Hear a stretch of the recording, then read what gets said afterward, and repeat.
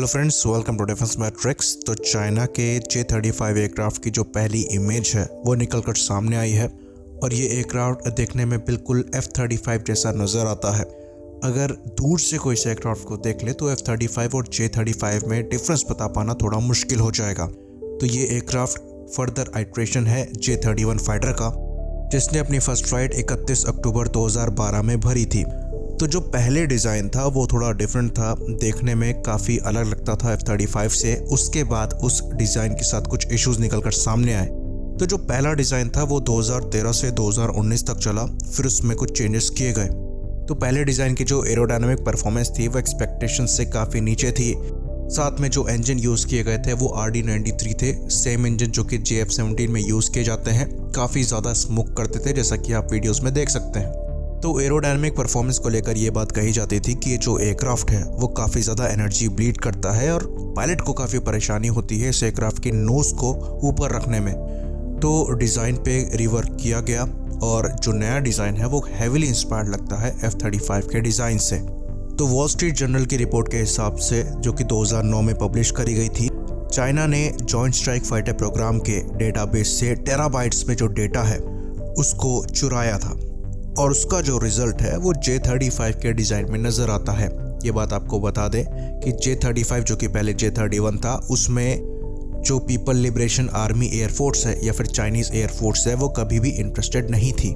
ये aircraft mainly export के purpose से बनाया गया था, लेकिन जो प्लान है यानी कि पीपल लिबरेशन आर्मी नेवी, वो इन एयरक्राफ्ट में अपना इंटरेस्ट दिखा चुकी है और उनके इंटरेस्ट की वजह से ही J-35 फाइटर जो है वो डेवलप किया गया है।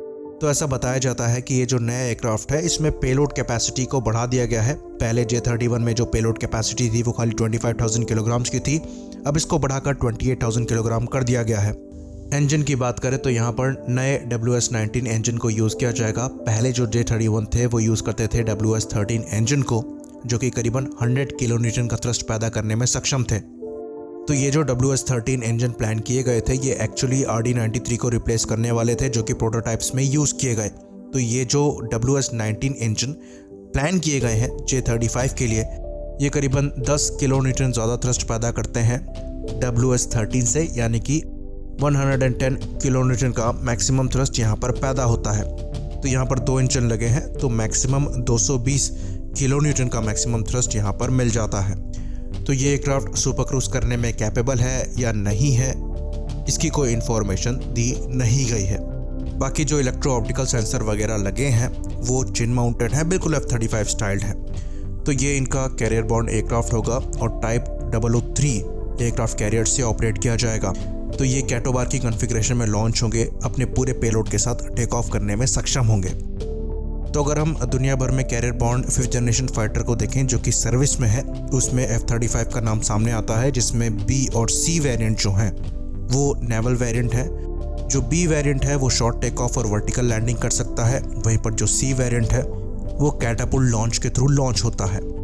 तो वर्टिकल टेक ऑफ लैंडिंग के साथ कुछ लिमिटेशंस आती हैं, जहां पर पेलोड कैपेसिटी F-35B की काफ़ी कम है। कंपेरेटिवली जो एरोडायनामिक परफॉर्मेंस और स्पीड है वो भी C और A वेरिएंट के कंपैरिजन में कम है।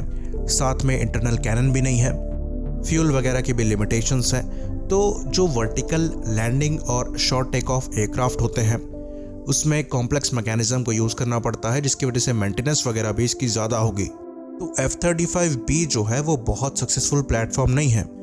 तो अगर आपके पास जो एयरक्राफ्ट कैरियर है वो साइज़ में छोटा हो या फिर कैटोबार अरेंजमेंट ना हो, तो आपकी मजबूरी बन जाती है F-35B जैसे फाइटर ऑपरेट करना। वरना अगर आपके पास कैटोबार प्लेटफॉर्म है तो जो प्रेफरेंस है 5th जनरेशन में वो F-35C है। F-35C की बात करें तो ये भी कोई बहुत बड़ा रिवॉल्यूशन नहीं है।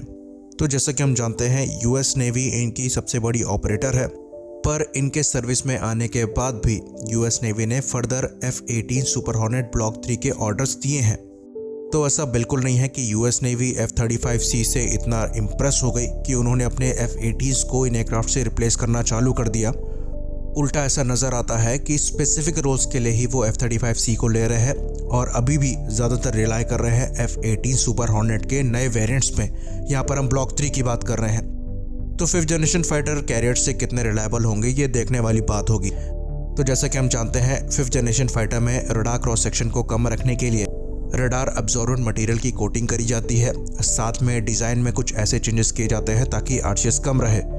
तो नॉर्मल जो फाइटर हैं जो कि एयरफोर्स द्वारा ऑपरेट किए जाते हैं उनका मेंटेनेंस भी कंपेरेटिवली 4.5 जनरेशन एयरक्राफ्ट के ज़्यादा होता है, और अगर इसे कैरियर से ऑपरेट करना हो तो ये सिग्निफिकेंटली काफ़ी ज़्यादा बढ़ जाता है। तो ये कितना सेंस बनाता है एक ऐसे एयरक्राफ्ट को एयरक्राफ्ट कैरियर से ऑपरेट करना जिसकी मेंटेनेंस भी ज़्यादा हो, रखरखाव भी ज़्यादा हो, साथ में कैपेबिलिटी कॉम्प्रोमाइज़ भी करना पड़े स्टेल्थ कैरेक्टरिस्टिक्स को मेंटेन करने के लिए, क्योंकि अगर आप एक्सटर्नल हार्ड पॉइंट्स में वेपन्स वगैरह माउंट कर देते हैं तो आरसीएस वैसे ही बढ़ जाना है।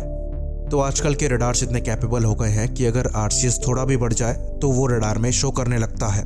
तो ये कितना सेंस बनाता है कि 5th जनरेशन फाइटर को एयरक्राफ्ट कैरियर से ऑपरेट करना, ये देखने वाली बात होगी। पर अभी तक जो हमारे पास रिजल्ट हैं उसके हिसाब से ये बहुत ज़्यादा यूज़फुल निकल कर नहीं आए हैं कैरियर ऑपरेशंस में। तो इसी बात पर इस वीडियो को ख़त्म करेंगे। लाइक करिए, सब्सक्राइब करिए। जय हिंद।